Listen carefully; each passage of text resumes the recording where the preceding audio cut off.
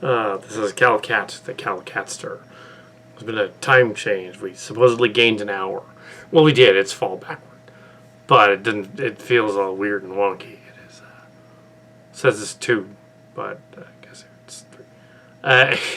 Anyway, so yeah, this is brief. Beginning the making of. There's no behind the scenes in between here because there was plenty of it in the other one. It was like an hour and some behind the scenes stuff.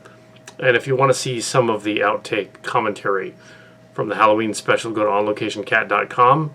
You can see me talking about the movie there too. On the other channel, here back on this channel. And it's the first of the making of the penultimate episode, Vault Transformers Mush. It's hard to believe that there are literally 2 left. And this is the penultimate one. In fact, the last 2 episodes are Ivy Bohnlein from the TF 2005 boards, the TF from 2003, the Mush, the story. This is a relatively famous episode in terms of episodes. I think someone else has already adapted it. I'm going to adapt it too, which is awesome. Also, Lexicon has it in print since 2000. Want to go there on lexicon.com and read it. They even have an interview with her. They didn't have one of Chen, Gabrielle Kwan, but they did have her.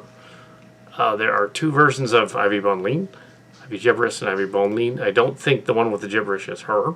I think that's Ivy Bohnlein. They have not been in the Transformers boards for some time. Again, like the other ones. She's still living. Anyway, and an adaptation of this story would be awesome. I believe our take on it will be a little different. But yeah, done in the first person, like a mystery novel, or mystery action novel. The last episode we did was Fallen Empires, and I just watched the whole 2-hour movie, and it's really awesome. Actually, it came out very well. There's a few gonks, but we're not taking it down just to go through it, comb through it, and find a few little audio gonks, because they all have that. It adds character to it if there's a few audio visual gonks. Just leave it. It's fine. And it came out on Halloween night at like 9:30 last night. So we did it. This next one, the next 2 will be here now in November. We'll easily, seeing any weird circumstances, we will easily be able to put out the penultimate episode here and then the other one.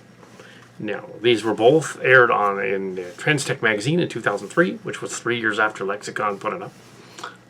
They were. We didn't really know too much about Lexicon at that point, but we probably should have. We did know about TF boards. We did know about TF 2003. Alt Transformers Mush. It's not an alt-right site. It's just called Alt Transformers Mush. That was the tagline for the Transformers Guild thing. Some of the stuff that was aired in the 2-hour episode, now that it's done, and you've probably watched it, some of the gags in there weren't as many of the British comic gags as the line continuity. So it is following a line continuity. So if you look that up, TF 2005 line continuity, it's following that.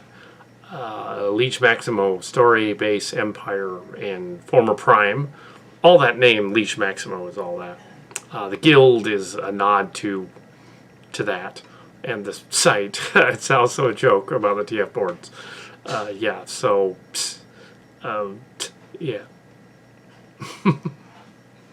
It's pretty obvious. The Underground has been hinted at over and over again, just like this episode was. The Underground. Oh, the Leech Maximo Empire, they go there. And there was the question of whether they should or shouldn't show the Empire being destroyed or not. It was under siege for several months, apparently. Well, it's in the script that the Empire is under attack and being destroyed when the story begins. So we did follow the script fairly, even the dialogue, fairly like what the dialogue was. We trimmed off some of the speeches, but left 1 or 2 of them in for comedic effect, including the hilarious prison scene in which he's rambling on about how the magnetic bars would work, only to have the guy at the end go, oh, just laughing stupidly. That was great. Yeah, we had Dwellers from Dwellers in the Deep. That's excellent episode. That was a Star Trek writer wrote that one. Yeah. Also, Star Trek writer wrote Red World as well from season 3. So there were 2 Star Trek writers on there. That's season 3 of Transformers, Dwellers.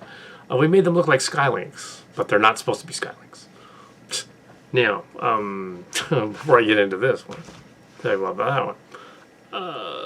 The displacer cloak thing is a little odd, but if you get the notion that they're basically disguising themselves as Quints and going in there, it's actually funny.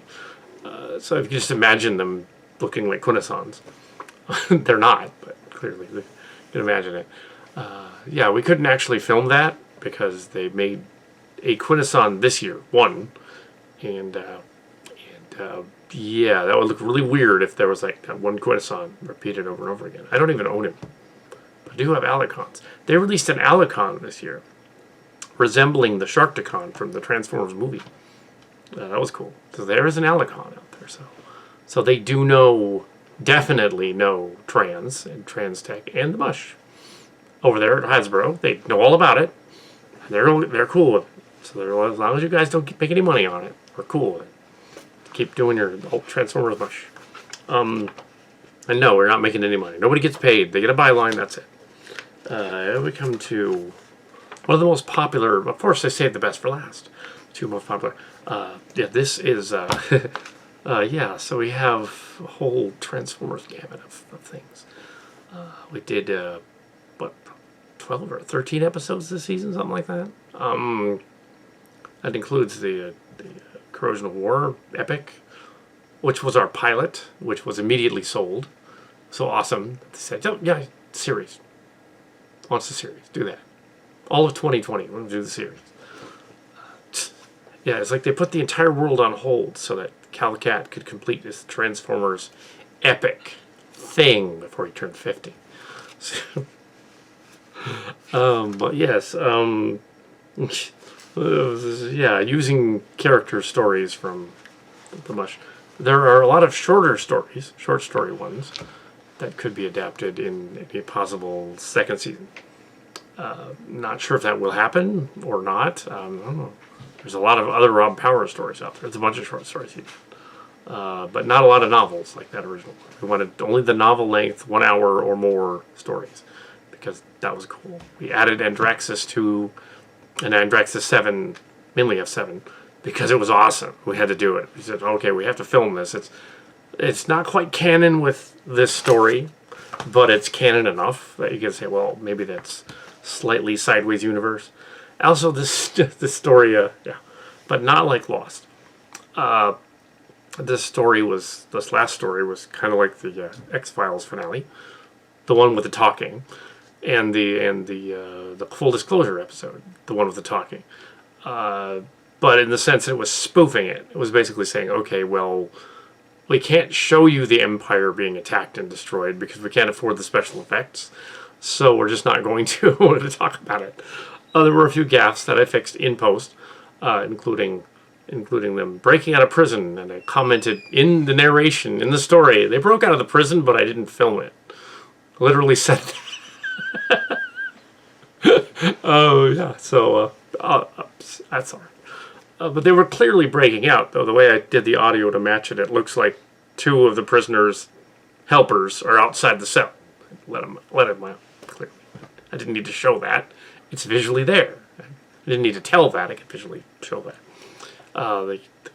The confusing part where they're with the cloaks, that also I had to explain. Oh, they're invisible to them. But, yeah, other than that, yeah, sure. It's a Transformer story with plastic 5-inch figures. What do you gotta do? So, any other secrets in there? I don't know. Liege Centurio doesn't mean anything, incidentally. I looked it up. Liege Maximo means something, and there's factions of the Liege Maximo, but Liege Centurio is made up. There's Centurions, and Sentinels. Those are Transformer names too. And there's those. But Centurion is a gray redo of one of the one of the guys from the show. The great redo. Yeah. So this one here is, let's get to this. Underground. Down, and up from underground, down to underground, the Underground Trilogy. That's a quote, Ivy Bohnlein from 2000. I made it a trilogy, but apparently there are 4 acts. There are 4 acts because she wrote a 4th chapter. So, yes. It is the introduction of Whiz Kid, who in this version is rewritten as either Rakshi or Night Racer, which is actually really meta and awesome, because Raksha is the creator of Night Racer. One of the fans, Raksha. This is a character that predates the fan-made character of Windblade and kind of inspired her a little bit, I think. They're kind of related, so I made Night Racer a little blue Bumblebee, and you know, to look a little like her. And there's also a black one with stripes that looks like the Decepticon one. So there's the 2009 G2 one, and then there's the earlier one. So they're kind of mixed in together. The 2009 one, and which is black, and the 1994 one, which is blue. Yeah, so cool. So in order to pull this off, they're both in it, running around.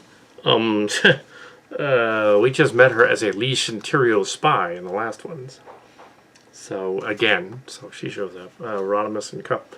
Also, Thew's awesome Transformer reviews did for his Halloween special a review of Rodimus Unicronus, because everybody loves some Maxis Carta.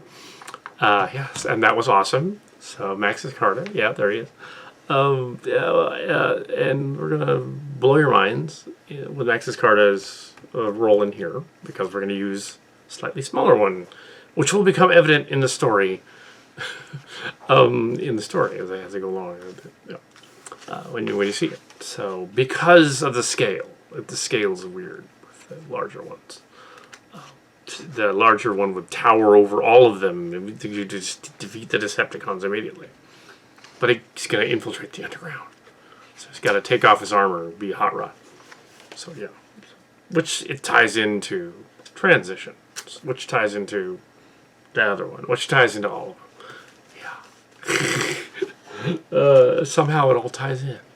All these stories were building toward this epic. The original concept was, let's do the Carta Wars as Transformers. Let's do the 94, say there's 94, Carta Wars, using these Transformer scripts, and use some of the Carta names.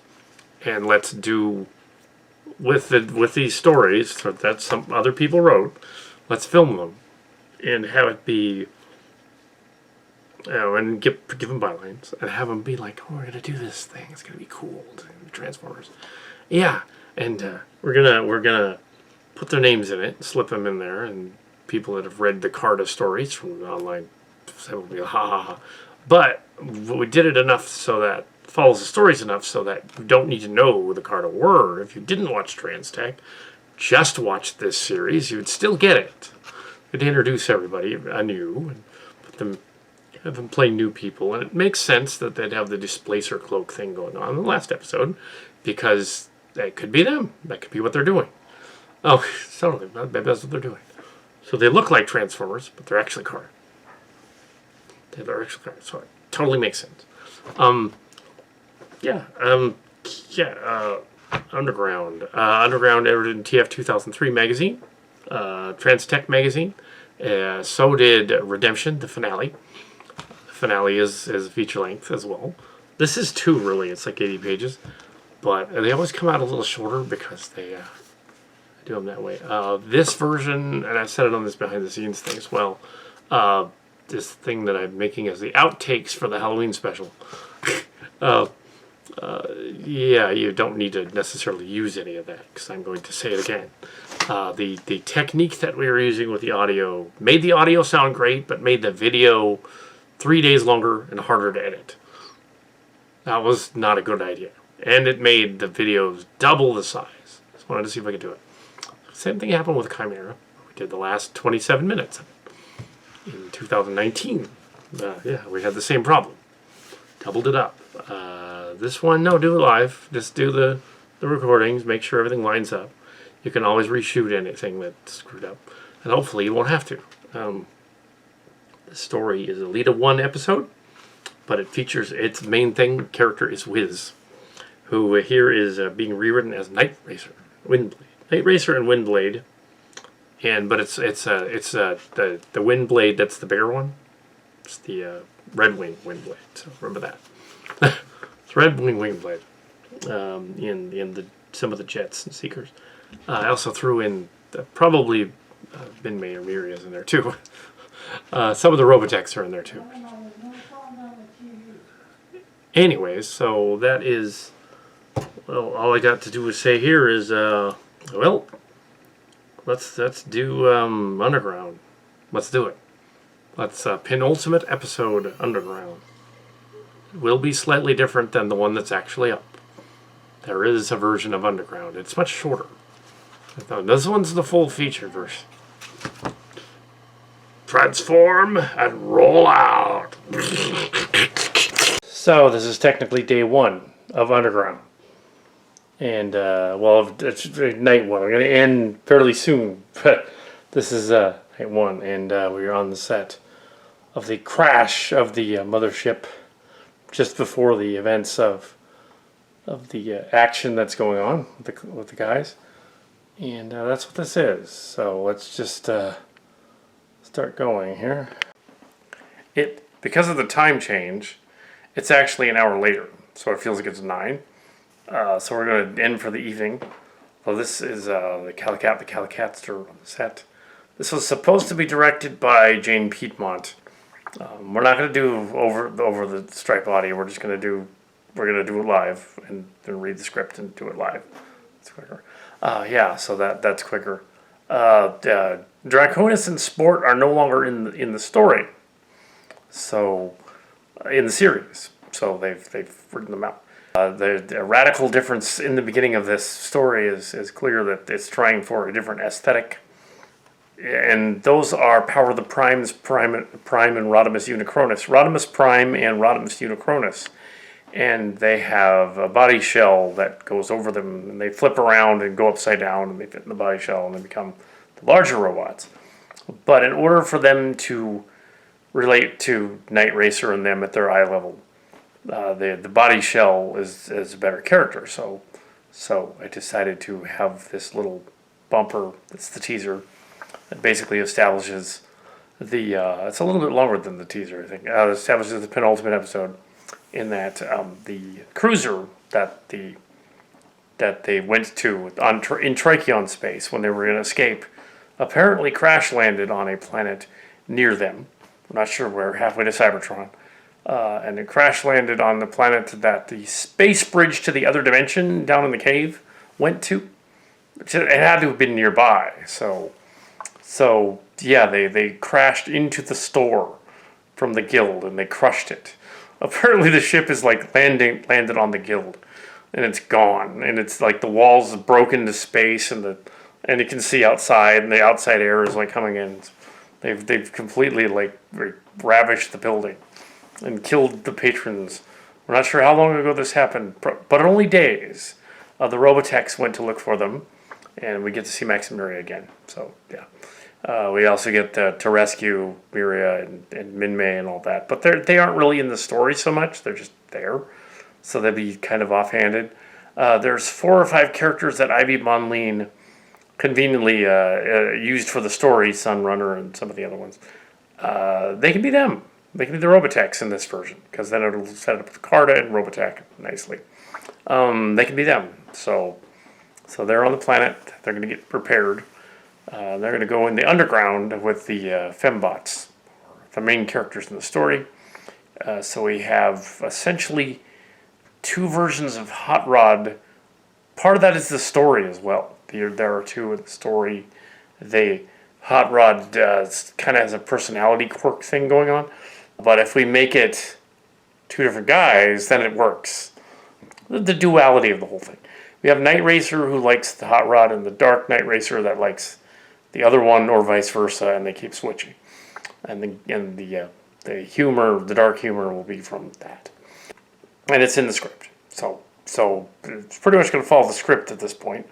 But we just wanted to give you this little teaser that shows up, that gives you the backstory of what the characters are going to do, how they got there, how the other ones got there. We kind of needed that a little bit in the beginning. The fact that they've gone to this other planet that was through that from the space fleet. We might also find more about that. So maybe all of League Maximo and League Centurio is not gone. Maybe some of it still survived. But they are no longer in disguise. This one, clearly. And something has happened. Skylynx has gone crazy. And apparently the two Rodimuses were separated from the Matrix of Creation when Skylynx went crazy and took it. So that's why they are... And Alpha Trion sort of rescued the other version of him, who was in the other story, and pulled him out of space-time so that the two of them could be like brothers. Evil twin version of him and him there. So they're like brothers. There's the moody, hot topic version, to quote Theo's Transformers website. He's a moody, hot topic version of him. Yeah, with a biker, sort of, like imitation biker. Oh. Yes, in the regular version of Power of the Primes guy. It's not the first time that's been done since Transdeck. Anyway, so we have, a setup for an interesting dynamic between the characters doing things that they normally wouldn't in the penultimate episode. The one before the finale. And both of them were written by Ivy Bohnlein in the 1990s. This one was written in 97. So was the other one. They both were around 97, 98. So Redemption was actually 98, I think. 98, 99, because the very end, she never finished. It was a 10th act, and she never finished it. So we had the Jane Piedmont finish ending. It's Ariana Foster, same kind of person. It's the same person, just alternate universe. Twin sister, haha. But let's just say it's Jane Piedmont. And MC Kim, same person. So yeah, she sort of changed the ending, and actually we're going to change it back to an extent. And it's not going to be it was a parallel universe ending, because that's silly. And yeah, let's go back to Bonlein's original ending, which she didn't end the story, and have them just defeat the bad guy. Because, yeah, they'll give it away. I didn't tell you who the bad guy was. I only hinted at it. Defeat the bad guys. Yeah, of course the hero's going to defeat the bad guys. But let's go with that instead of them using the space bridge to say, essentially, the other universe was a dream. We're not going to do that. That's silly. Kind of already done that, so we don't want to do that here. Okay, this is officially day 2. And, yeah. It's not Kelly. It is MC Kim. We can't show me, though. We're not going to put me on film.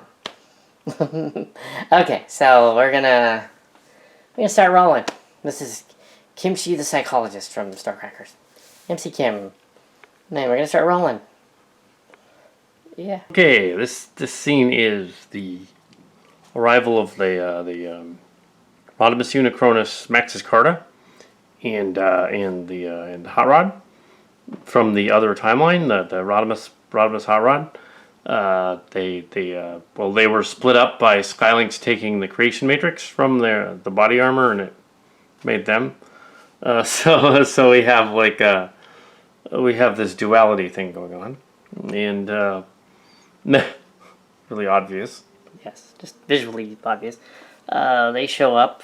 I don't think they pass through a space bridge, though. I think they just are being chased by the bad guys. And they're still on the planet, because we're only about 20 minutes into the movie, story-wise, 21 pages or so. So yeah, what's going on? And that's sort of making of, I guess. Yeah, Night Racer is not in the rest of the stories, so we've included Night Racer in here because Night Racer is one of the original G1 characters from the Mush, and Windblade is the current iteration descendant of that same kind of character, but done as a jet. Yeah, and also the Red Wing is also a version of that in a way. So yeah, fan project stuff. So I felt that Night Racer should be there, so she is. So yeah, Windblade is Whiz, basically. Windblade is Whiz. And Night Racer is, of course, Night Racer, Rakshi's character. Whiz is not Rakshi's character. Whiz is Bohnlein's character. And yeah, she's the city speaker is Whiz, basically. So hopefully Ivy Bohnlein is getting her comeuppance in some way, royalties for that character. But probably not. Probably giving it to whoever thought of Windblade after her. But no, it's Whiz. It's clearly supposed to be her. Yeah, absolutely. So yeah. So slight revisions to things. I'm gonna put Ultra Magnus back in the story, at least for this part here, because it kind of addresses some things about Cybertron in the last episode. So sure, he's in it. Okay, so we're gonna have them entering the scene and talking about each other, and that the autobase is a little bit of exposition.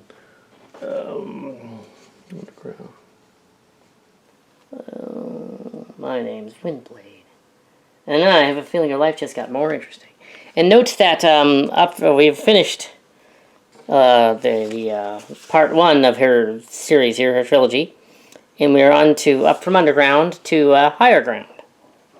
Higher Ground. So this is roughly episode length, Transformers episode length, typical 20-minute episode. So yeah, okay. There's 4 of them. So we are 1/4 of the way through. Judging by this, the way this is written.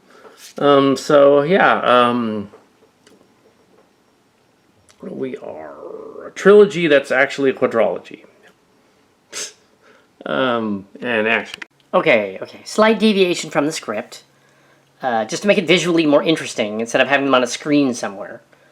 So slight deviation is that they will be asked to come into the room. They will come to the Autobots. And that's just visually more interesting. So that's what I'm going to do. So there's about an hour of tape left on here. And it is late, but, it's 10... No, it's not. It's 8:15. And there's 1 page until the end of this chapter. The end of the chapter is right here. And that's the end of the chapter. So I'm going to do that. So these are the Femmes about to leave the Autobots. And this is day 6. And it's not really making up. This is the secondary camera, which we started on with the other one. We're just going to go and record right now. This is just A6. Oh, I'll make it an itty-bitty making of. The original story had Chemtron and Shockwave and Beast Mix written out by the 3rd act. The end of the 3rd act. We're going to drag that on a little bit longer than what it did in the story, so that they could be in the 4th act. So, although there's no visual of Decepticons attacking the whole facility, they're just firing at the tunnels. It's not in the script, but yeah. So that is a little odd, but maybe they're just firing blindly down the corridor, and that still works. So that's what's going on. And now this is a scene with the plasma grenades being thrown to the robot, and then they're escaping with a baseball analogy. Let's go. I guess this is a making of script note. Rare. Just after they leave the scene. So we're going to have them leave the scene. And then that is it for Chromia, and Lita, and Sunrunner, and all of the other ones. They're no longer in the story. They just leave the story. So, yeah. Yeah, so they leave. That's. So note that on 73, they're all gone. Well, they go off on a shuttle ride to another planet, or to the space bridge, to the other part of the planet. And they go on a little adventure. But that doesn't fit the story at all. They just do that. Yeah, so I'm going to tweak it a little bit so that what they're encountering ties into the story. Otherwise, it won't make any sense. Yeah, so that's all my note there. Of the oddity of the 4th chapter of this, that's in the script, is the 80s and 90s notion that women are bad drivers. It's in there. Even though a woman allegedly wrote this. And she's like, oh, yeah, they're not bad drivers, but the story, they're making a joke out of it. And it doesn't really work, so... I've decided that there's another crash scene, apparently, in here, that goes on after the other scene happens, and... There's no reason to have a second crash scene on another planet. It's all the same planet. They're all on the same planet. They just took the shuttle for a little bit, and now they're on the remnants of this other ship they found. Teravek's ship. Bridge. The engines don't work on Teravek's bridge. So I've established that that's the case. So they're waiting for the other Femmes to show up in another ship and rescue them. That's essentially what's going on. So this is Calicat, the Calicatster. And we can't show you MC Kim, but yeah, she's directing it. Yeah. Anyway, yeah, this was the penultimate episode of Alt Transformers Mush. Has the shortest making of any of them. There's hardly anything because it was all in the can. It was all in the story. It was all in the breath of the thing Underground. Mentioned that there has been a version of Underground, at least one, that was done on YouTube. It was a nod to it. And I believe that some elements of it did appear in some of the Dreamwave comics, in a version of it. Of course, that doesn't mean that it's like this at all. It's not. I believe that it's more like they thought of the same source, kind of like that other story with the Dwellers, and they were like, oh, we're going to do that. Yeah, the Dwellers in the other story from the Dwellers in the Deep. There was an underground faction introduced in another episode of Transformers, called War Dawn, and also another one dealing with the fembots. So that underground was already established in G1, and they built on that. They also built on the UK comic books and the Wrecker saga, which was also part of it, and some of the Marvel ones. So IDW thought of that, and Bohnlein also thought of that independently and thought, I'm going to go on that and do my own thing with the Femme Wreckers. It's odd that she had a part where she made a female character be a bad pilot, because that just kind of 80s like slapstick kind of idea, a little misogynistic. But it was a woman writer, so I wonder what she was doing other than, yeah, that's weird. A lot of men are bad drivers. But no, that's not. Yeah, it's like I've seen more bad men drivers than women. They just don't know what they're doing. Part of the thing is the distraction factor, I think, maybe, because a lot of people you see around there nowadays, in the 90s, 1997 when the story was written, a lot of people in the 90s didn't have cell phones yet to distract them even further. I've seen a lot of people talking on the cell phone with a driver. They shouldn't be doing that. They're going to be distracted. Whereas in the 90s, they were just high, driving, or drunk. Yeah, so it was 97. The story was Underground Saga. Underground, up from Underground, beyond Underground, and above ground, and yeah, that kind of thing. The saga. Mainly I did the first 3 parts of the trilogy, and then kind of we meandered off target a little bit, because it didn't fit with the lore as well.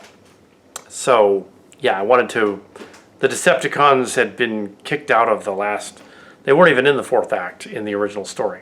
So we put them back in and had them be the antagonists in the last act, because why not? There were 4 acts, it should be the 3-act play. There are 4. But the way it was structured, it was still a 3-act story. So it was possible to just say, okay, the other bad guy they met was actually the Decepticons. We didn't need to change anything other than that. Yeah, this is not going to be a very long making of. This is the penultimate. That means the episode before the finale. Yeah, so now that it's in the can, we put it together and then go on to transitions, which is the next one. Yeah, so It'll be out in a couple days. Yeah, usually that's what it takes. This one was easier to film because we did not do the audio first and then the video and make it 3 times bigger than it needed to be. It was 3 times bigger than it needed to be. This is actually pretty tight as a story. Hopefully it's about an hour. The script was 100 pages. The actual filmed story was, I'm thinking, 78 roughly minutes, maybe about 80 minutes, probably something like that. I'm not adding anything to it. There's no padding, there's no filler, there's no extras. There aren't any plot holes, which is remarkable. Some characters appear and disappear in the story, but I think explaining that the base was disrupted while the other Autobots were wandering around and then blown up, well, then some of them disappeared because they were blown up. Or maybe they didn't get blown up. We just don't know. We don't need to leave that open-ended. We don't need to solve... we do need to leave. We don't need to solve where they went, what they did. We just know that some of them got out. If they're in the next one, then fine. Beast Mix is not in the next one. Shockwave, I don't think is either. And no, Chemtron isn't. So those 3 are not in it anymore. I'm presuming they we'll leave them with Scorponok. If they do appear, they will replace other characters that we couldn't get a hold of, like Cyclonus, maybe. We'll see. The finale is different. Yeah, it's transitions. It's longer. It's a finale, so I want to make it. It's a little longer than the other ones. But yeah, so this was the Underground. The IDW Comics did something else. The YouTube video version of this is probably half an hour. There's another version out there. It's not that long. That one's not us. But this one is us. But yeah, so also there's a little bit of the Titan saga and the Minor War saga in replete in Underground as well. Because, where else would Victorion and Arion come from? If not the Underground. Where else did they come from? It's Caminus, yeah. So, yeah. But yeah, so that's that's the story. And that's Transformer story. This is the, wow, penultimate. How many? I think we've done about a dozen episodes now. And I think it's something like that. 1 hour episodes. We have doubled the Trans-Tech length. The Trans-Tech was 24 episodes spread out over 3 movies, and this is a mini series spread out over over a dozen hours. And yeah, so cool. Sure. Old Transformers mush. But yes, it's a legally returned for that. So that's what we did. To put all this in the computer, then render it, take another couple of days, and awesome. Transformers. Generation 2 was at last completed. Oh no! 97 would have been during Beast Wars, but no, there's no Beast Wars references. Well, Beast mixes. He kind of is. He's a tank. He's actually from Michael Bay Transformers. If you want a Beast mix. He's actually Brawn or Devastator from Transformers Michael Bay. That's what he is. The Chemtron is Galvatron from not the Last Night, Age of Extinction. So Galvatron, Voyager class Galvatron from Age of Extinction. That's what he is. And Sport last time was a knockoff of the cab over Optimus Prime from the Age of Extinction. Yeah. So. And the other Sport was Last Night, Optimus Prime, Voyager class, Leader class. And Red Wing is a Amazon exclusive that you can get called Red Wing. She's a Seeker Tetrajet. And also, then the other Target exclusive. Sunrunner is just Sunrunner is Sunstorm from the Target collection. No Starscream in this one. Maybe I don't know if he appears in the last one or Because the although Max Sterling is Clint Cowpoke, so it's the same guy, but and the one Hot Rod is also him. So even though Draconis Prime appears to not be in any of the rest of it at all, there is a version of him that's been like regenerated in there, and it's kind of obvious in the beginning of the story that that's who that is. That Hot Rod is actually him. It's kind of obvious, and that Sport lives on in the other guy. They're both them, but there's. If they get their armor back, they'll regenerate. Anyway, so if they do, we'll see what happens in the next one. Maybe we'll flip them like back and forth, and they'll be like weird looking. Be kind of cool. Maybe not though. Maybe not. We probably want to keep them the same size, just because the female Autobots are really short as toys. And if Rodimus is suddenly full-sized again, then it'll be really awkward, I think. It'll be hard to film that, because she'd be constantly looking up, like an entire body length taller than she is. It would be like looking at a 9-foot tall person. It'd be kind of nuts. They're like, oh, there's the guy all the time. Yeah, so that's it.